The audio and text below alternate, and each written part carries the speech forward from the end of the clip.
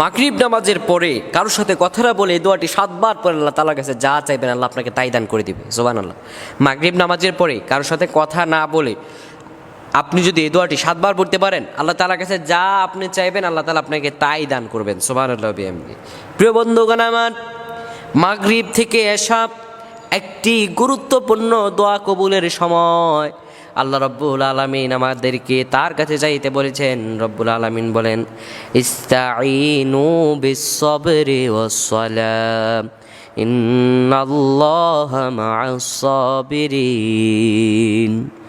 আমার রব বলেন, ও দুনিয়ার মানুষেরা রে, আমার কাছে সাহায্য চাও। বিস-সাবরি ওয়াস-সালাহ, ধৈর্য এবং নামাজের মাধ্যমে আমার কাছে সাহায্য চাও।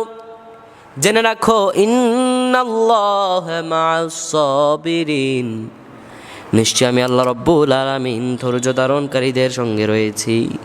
আমি আল্লাহ রব্বুল আলামিন ধৈর্য ধারণকারীদের সঙ্গে রয়েছি। পৃথিবীর বুকে যারা আমি আল্লাহ রব্বুল আলামিনের কাছে, আমি আল্লাহ তাআলার কাছে চাইবে, আমি আল্লাহ রব্বুল আলামিন তাদেরকে তাই দান করে দিব। প্রিয় ভাইরা আমার, রব্বুল আলামিন আমাদেরকে ডেকে বলছেন, বান্দা আমার কাছে সাহায্য চাও। সবুর এবং নামাজের মাধ্যমে, দোয়ার মাধ্যমে।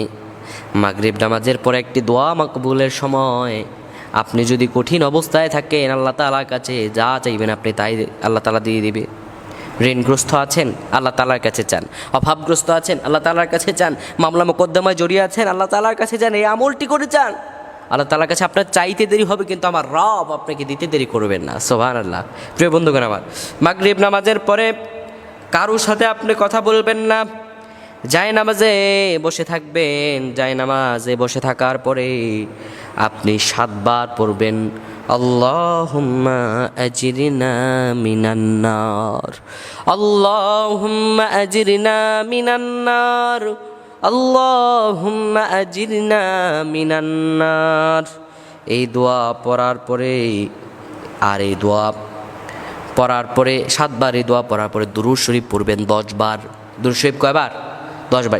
এই দুরূদ শরীফটি পড়বেন, আল্লাহুম্মা সাল্লি ওয়া সাল্লিম আলা নাবিয়িনা মুহাম্মদ, আল্লাহুম্মা সাল্লি ওয়া সাল্লিম আলা নাবিয়িনা মুহাম্মদ।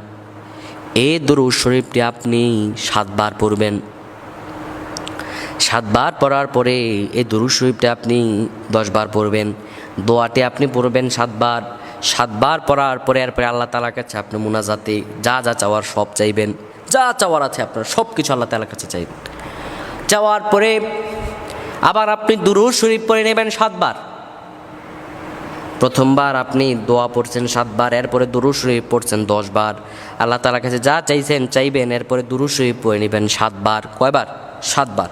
7 বার দুরূদ শরীফ পাঠ করে এরপরে আপনি দোয়া শেষ করে দোয়ার মাঝখানে চেষ্টা করবেন চোখের পানি ফেলানো। কেন না, আল্লাহ তাআলার কাছে বান্দার চোখের পানিটা হচ্ছে সবচেয়ে মূল্যবান, সবচেয়ে মূল্যবান। চোখের পানি ফেলে দোয়া করবেন, আল্লাহ গো, কঠিন অবস্থায় আছি, যাদের সন্তান হচ্ছে না, আল্লাহ তাআলার কাছে আরেকটি দোয়া পড়বেন, রব্বি হাবলি মিনাস সলিহিন।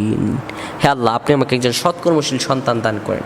অভাবগ্রস্ত আছেন আল্লাহ তাআলার কাছে বলবেন, ও আল্লাহ ইয়া রাজ্জাকুন, হে আল্লাহ আপনি রাজ্জাক, আপনি রিজিক দাতা, আপনি আমাকে রিজিক দান করুন। যাদের সম্পদ লাগবে তারা বলবেন ইয়া রাজ্জাক। আল্লাহ তাআলার কাছে যাই চাইবেন রব্বুল আলামিন আপনাকে তাই দান করে দিবেন। আল্লাহ তাআলার কাছে পৃথিবীর বুকে বান্দারা চাইতে দেরি হয় কিন্তু আমার রব দিতে কোনোদিন দেরি করেন না। বান্দা যদি কঠিনতম বিপদে পড়েও আল্লাহ তাআলার কাছে আল্লাহ বলে ডাক দেয়, পৃথিবীর কেউ আগায় না আসলেও আমার আল্লাহ রব্বুল আলামিন বান্দাকে হেফাজত করে দেন। বান্দা চাইতে দেরি হয় কিন্তু আমার রবের দিতে কোনোদিনও দেরি হয় না, কোনোদিনও দেরি হয় না। প্রিয় বন্ধুগণ আমার, তাই আল্লাহ তাআলার কাছে আমরা সর্ব অবস্থায় চাইবো, আল্লাহ তাআলার কাছে বেশি বেশি চাইবো। মাগরিব নামাজের পরে আমলটি সকলেই করবেন। মা বোনরাও তাদেরকেও জানিয়ে দিবেন এই আমলটি, প্রত্যেকে আমলটি করে আল্লাহ তাআলার কাছে রহমের প্রত্যাশা করবেন। আল্লাহ আমাদের প্রত্যেকে কবুল করুন। আমরা পড়ছি আল্লাহুম্মা আমিন।